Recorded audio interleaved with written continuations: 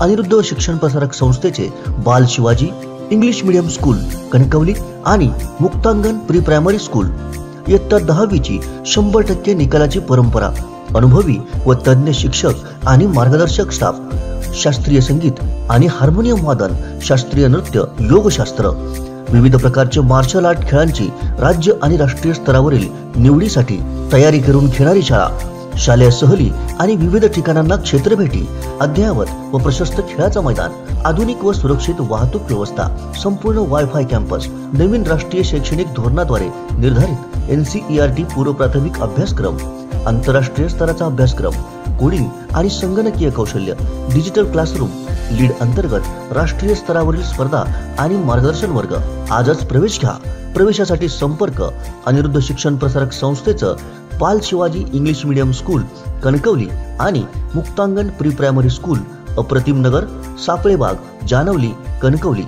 Mobile 940492 1648 आणि 7841 83 18 96. सध्या मंत्री दीपक केसरकर आणि भाजप जिल्हाध्यक्ष राजन तेली यांच्यात जोरदार शाब्दिक युद्ध रंगलंय. याबाबत भाजप प्रदेश उपाध्यक्ष अतुल काळसेकर यांनी महत्त्वाची प्रतिक्रिया दिली आहे. काय म्हणाले अतुल काळसेकर, पाहूया. दोन्ही राजकीय पक्षांनी आपापल्या भूमिका मांडायला काहीच हरकत नाही. मी तुम्हाला आधीच सांगितलं, निवडणुकीच्या वेळेला काय होईल ना, कोणी लढवायची तो नंतरचा विषय. पण आता तुम्ही तयारीच करायची नाही. आम्ही आमच्या पालकमंत्र्यांनी आणलेली कामं ही रवींद्र चव्हाण साहेबांनी आणलेली कामं आहेत असं राजन तेलींनी सांगायचंच नाही, असं बोलायचंच नाही. असं कसं चालेल त्यातनं?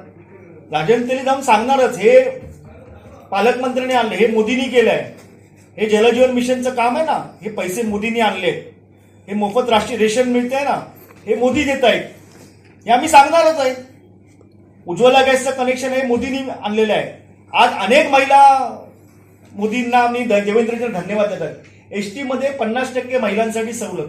आज बघाल तुम्ही एसटी आज फुल दिसते सध्या आणि महिलांच्या मध्ये समाधानाचं वातावरण आहे. हा अंडरकरण अजून लोक बारसूमध्येच अडकलेत. बारसूमध्ये बोलतायत कोण, तर बाहेरची लोक बोलतायत. ज्या रिव्हर्स मायग्रेशन विषयात आम्ही बोलतो, की ज्या विषयामध्ये सिंधू आत्मनिर्भर अभियानाच्या माध्यमातून आम्ही रिव्हर्स मायग्रेशन विषयावर बोलतो, तो विषय आणि बारसू विषय एकच आहे. आमच्या जिल्ह्यामध्ये दिवसेंदिवस लोकसंख्या कमी होते. आमचा तरुण जातोय गोव्यामध्ये, आमचा तरुण जातोय मुंबईमध्ये, आमचा तरुण जातोय पुण्यामध्ये. एवढं मोठ्या प्रमाणात मायग्रेशन होतंय. आणि हे मायग्रेशन जे आहे, हे मायग्रेशन रिव्हर्स मायग्रेशन, लोक आली पाहिजे आमच्याकडे, परत आली पाहिजे. आणि ही लोक परत आली ना, तर ती कशाच्या जीवावर येऊ शकते? बारसू सारखा मोठा प्रकल्प आला तर परत ती लोक येऊ शकतात. आठवा तुम्ही, आपले 5 विधानसभा मतदारसंघ होते, आता 3 झाले. रत्नागिरीमध्ये 8 विधानसभा मतदारसंघ होते, 5 झाले. म्हणजे आमच्याकडे वाढत ते कमी होत आहे. आणि हे काय आपल्यासाठी अभिमानाचा गोष्ट नाही ना. आम्ही ज्या काही गोष्टी करतो ते त्या आमच्याकडे रिव्हर्स मायग्रेशन झालं पाहिजे. आमची लोकसंख्या वाढली पाहिजे, लोकांना परत या असं वाटलं पाहिजे. 100% रिझल्ट मिळवणारा आमचा जिल्हा आणि 100% रिझल्ट म्हणून मेरिटमध्ये आलेली मुलं गेली कुठे आमची? ती पुण्यात गेली, ती बेंगलोरला गेली. त्यामुळे अशी भावना आमच्या, मला वाटतं की आम्ही नाही तर आमची पुढची पिढी आहे ना, त्या पुढच्या पिढीने आमचे आभार मानले पाहिजे.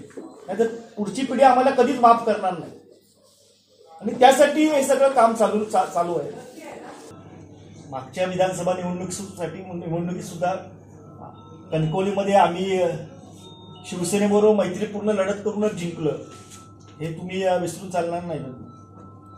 आणि जर आमच्या दोन्ही विधानसभेमध्ये, कुडाळ विधानसभा आणि कणकवली सावंतवाडी विधान, दोन्ही विधानसभेत आमच्या अपक्षांना जर चिन्ह देता आलं असतं, आमच्या हातात एबी फॉर्म होते, आम्ही दिले नाही. तर पक्षाचा आदेश म्हणून, आमचे पक्ष म्हणून आम्ही कधीच नाही केलं. पण शिवसेनेने एबी फॉर्म देऊन टाकला होता आणि त्यामुळे झाली ना मैत्रीपूर्ण लढत. तर एकसा अपवादात्मक प्रसंग कधीही होऊ शकतो, त्याची तयारी ठेवली पाहिजे. आम्ही निवडणूक लढवणार नाही म्हणून आमची यंत्रणा आम्ही सगळी ठप्प करून ठेवली, स्वतःही करणार नाही. त्यांच्या स्वागताला किती माणसं आली होती तुम्हीच साक्षीदार आहात. खाली असलेला कार्यकर्ता तर त्यांच्याबरोबर असला पाहिजे, तोही नाराज आहे. किती लोक त्यांच्याबरोबर गेले. त्यामुळे आम्ही तयारी करू नका. आम्ही म्हणूया, आम्ही जर म्हटलं की आम्ही लढवणार नाही तर कार्यकर्त्यांना खाली कॉन्फिडन्स जाईल ना. आम्ही लढवणार म्हणूनच सांगितलं पाहिजे आणि लढवणारच आम्ही. यंत्रणा शेवटी निवडणूक मशिनरी आहे, ती निवडणूक मशिनरी सतत जिवंत ठेवावी लागते आणि ते आम्ही काम करतो. सतत 3 टर्म आमदार निवडून आलेले आहेत, लोकांनी निवडून दिलेले आहेत, मंत्री आहेत आमच्या मंत्रिमंडळामध्ये, त्यांना मी निष्क्रिय कधीच म्हणणार नाही. आमचे दिवसभरातले सर्व अपडेट्स, ताज्या घडामोडी आणि थेट लाईव्ह पाहण्यासाठी सबस्क्राईब करा, लाईक करा कोकणचं नंबर 1 महा चॅनल कोकण 7 लाईनचं YouTube चॅनल.